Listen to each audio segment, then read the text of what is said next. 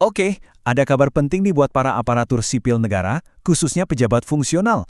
Lembaga Administrasi Negara atau LAN baru aja ngeluarin peraturan nomor 1 tahun 2026.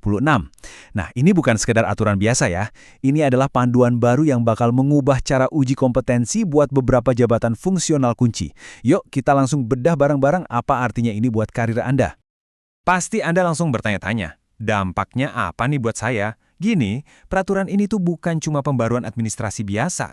Ini adalah standar baru yang bakal jadi penentu jalur karir, perpindahan jabatan, sampai promosi Anda. Makanya, penting banget buat kita pahami isinya, biar Anda lebih siap.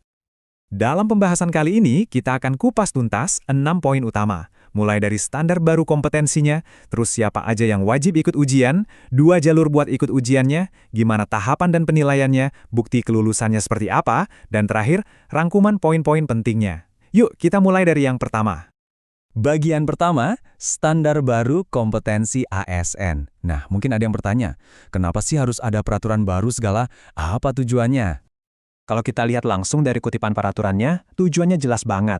Ujian ini dibuat untuk memastikan setiap PNS yang mau mengisi jabatan fungsional tertentu itu, ya kemampuannya benar-benar pas dengan standar yang dibutuhkan. Ini semua demi profesionalisme dan kualitas kerja. Kunci dari peraturan ini ada di prinsip penyelenggaraannya.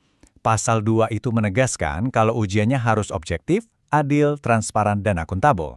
Ini semacam jaminan gitu, kalau prosesnya dirancang murni untuk mengukur kemampuan Anda secara profesional tanpa ada bias atau diskriminasi. Nah, pertanyaan penting berikutnya, siapa aja nih yang wajib ikut uji kompetensi ini? Peraturan ini spesifik banget, menargetkan 3 jabatan fungsional utama. Yang pertama, ada analis kebijakan. Jadi, buat Anda yang sekarang ada di posisi ini atau mungkin bercita-cita jadi analis kebijakan, peraturan ini berlaku buat Anda. Mengingat tugas Anda itu krusial banget dalam menganalisis kebijakan, ujian ini mau memastikan Anda punya kemampuan yang mumpuni. Kedua, Widya Yiswara. Bisa dibilang ini adalah para guru dan pelatihnya ASN. Peran mereka ini vital banget kan dalam pengembangan sumber daya manusia? Makanya, ujian ini dirancang untuk menjamin para Widya Yiswara kita memenuhi standar tertinggi dalam mendidik dan melatih ASN lainnya. Dan yang ketiga, analis pengembangan kompetensi ASN. Nah, karena mereka inilah yang merancang program-program untuk ningkatin kompetensi seluruh ASN, penting banget untuk memastikan kompetensi mereka sendiri juga sudah teruji dan memenuhi standar terbaik.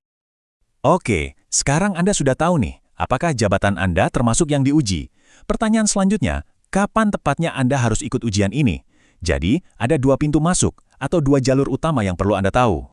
Menurut pasal 3, ada 2 senario utama.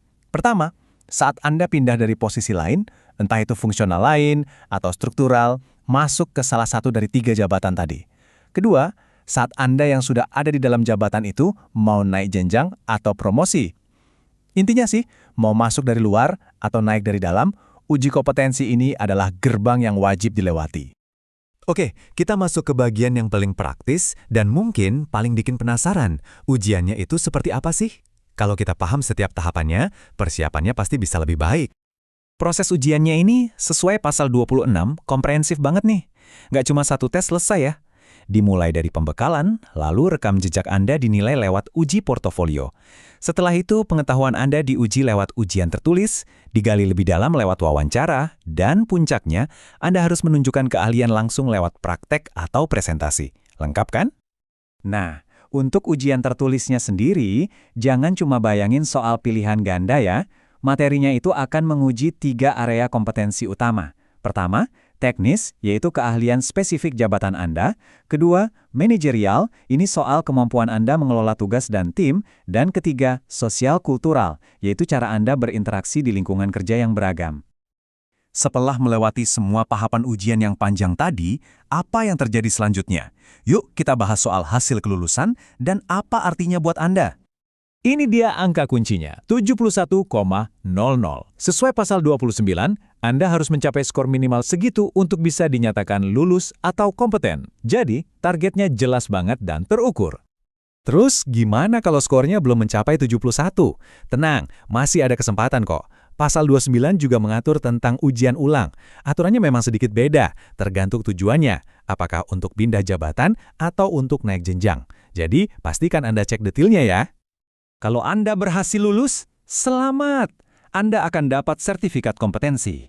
Nah, info penting nih dari pasal 30. Sertifikat ini berlaku selama 2 tahun. Artinya, ini bukan pencapaian sekali seumur hidup, tapi bagian dari pengembangan karir berkelanjutan yang perlu Anda rencanakan ke depannya. Oke, setelah semua detail tadi, yuk kita saring lagi jadi poin-poin paling penting yang wajib banget Anda ingat dari peraturan baru ini. Ini dia rangkuman singkatnya. Ujian ini adalah standar baru untuk 3 jabatan fungsional tadi, baik buat yang pindahan maupun yang mau promosi. Prosesnya ada banyak tahap, nilai minimalnya 71, dan sertifikatnya berlaku selama 2 tahun. Coba simpan poin-poin ini sebagai panduan cepat Anda ya. Jadi, setelah kita bedah semuanya, pertanyaan terakhir kembali ke Anda.